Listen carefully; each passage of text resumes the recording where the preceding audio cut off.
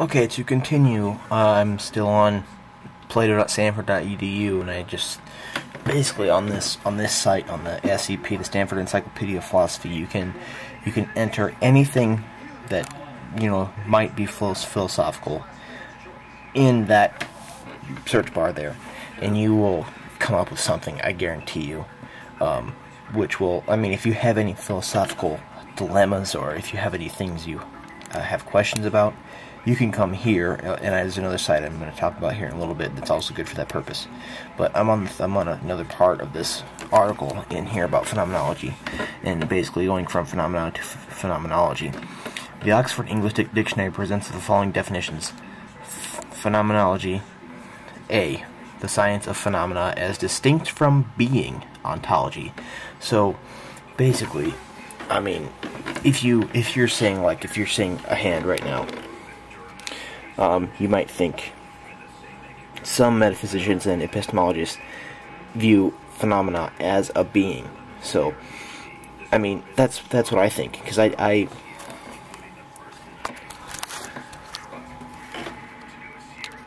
maintain a modal realist metaphysics and epistemology, because I think that whatever you're seeing right now is real in some way or another. So whatever you can possibly see, whether it be in a dream, whether it be if you're hallucinating, if you're on PCP, if you're on LSD, it's all real. If it can possibly appear to you, then it's real in some way or another. It doesn't mean it's tangibly real. It doesn't mean it's. There's divisions of realities, but if it can appear to you, then it's real. And also, if it can be imagined, it's also real in another way or another too. So, I view phenomena like, if you're watching a video, you're looking at your computer right now. Your computer is a phenomenon, because you're looking at it and it's making an appearance to you. That's real. That's a being. So, for first, I think I view phenomenology right now, just thinking of it, like the Oxford Dictionary says that phenomenology is A, the science of phenomena as distinct from being. I disagree with that. I think phenomena is being.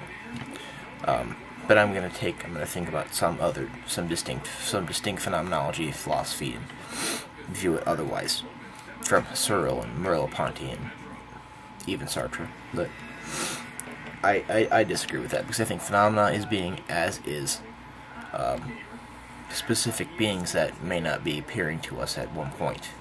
Noumena, that's also being, as is phenomena. So, to continue, B, that division of any science which describes and classifies its phenomena. So, like we said, like when we were talking about here with disciplines of phenomena, it here I'll go back to it, where it defines phenomena and it classifies phenomena based on what form it was seen, and basically just discusses all that. And yeah, that's basically what it is. So I'm going to go back to disciplines of phenomenology, just to tie this from phenomena to phenomenology in.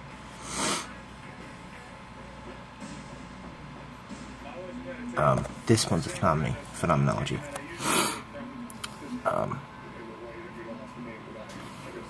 Classical phenomenology practice. 1, we describe a type of experience just as we did in our past experience. 2, we interpret types of experience by relating it to relevant features of context. And 3, we analyze form of a type of experience. We analyze the form of a type of experience. So that's just like what they were talking about below here. That the division of any science that describes and classifies its phenomena. So this is, I think, what is good here on plato.stanford.edu. I'll leave a link in the bottom, in the ass bar for you. So let's continue with the IEP. Okay, I'm now on the internet, the IEP, the Internet Encyclopedia of Philosophy. I searched phenomenology, and I came up. This is a section of the entire thing, where it's basically talking about phenomena, because I think this gives a good definition, a good different view of a definition of phenomenology. Phenomenology is, as the word suggests, is the science of phenomena, but this just raises the question: what are phenomena, and in what sense is phenomenology a science? In answering the first question, it is useful to briefly turn to Kant. Kant endorsed transcendental idealism, distinguishing between phenomena and noumena. I've told you about noumena, claiming that we can only know about the former. On one reading of Kant, appearances are in the mind, mental states of an object. On another reading, appearances are things as they appear worldly, object considered in a certain way. Both of these understandings about nature of the phenomena can be found in the phenomenological literature. However, the most common view is that all major phenomenologists construe phenomena in the latter way. Phenomena are things as they appear. So, this is a good way of saying phenomena are not beings. Phenomena are representations. I guess is a good way to say it.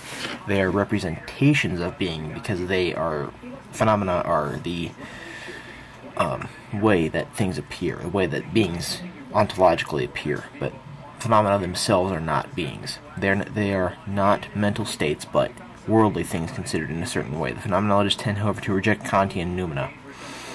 Okay.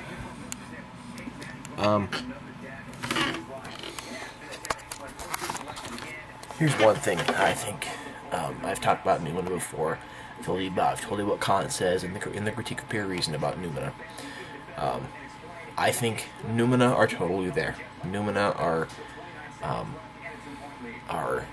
may not be able to be appearing to us are not appearing to us at all in sensory ways, but they appear to us in other ways, non-sensory ways. Mental state ways. I've talked about that before. There's a video from last month, I think, last December, where I talked about in what way noumena appears to us, because since they can't be sensory. Noumena, again, are things that are not phenomena. Phenomena are things that appear to us. We can see.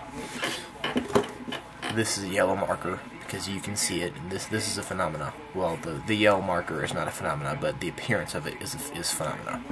You can see it. This appears to your sensory perception. Noumena, such as, let's say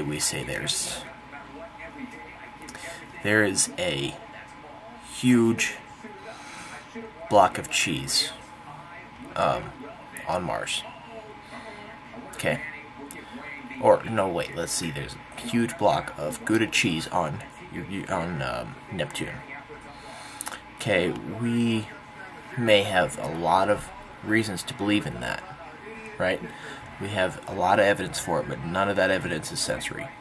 So, we have good grounds to believe in it, but people, philosophers and theorists, they totally disagree. A lot of them do, because that seeing is believing. They think that seeing is believing, and that just because you don't have sensory evidence, that means it's not valid to believe in that. So that's one thing noumena can be described at. God can be another kind of noumena, because God appears to people in non-sensory ways. Even people, that's debatable upon people too. I don't think it's debatable, but others do. So let us move on.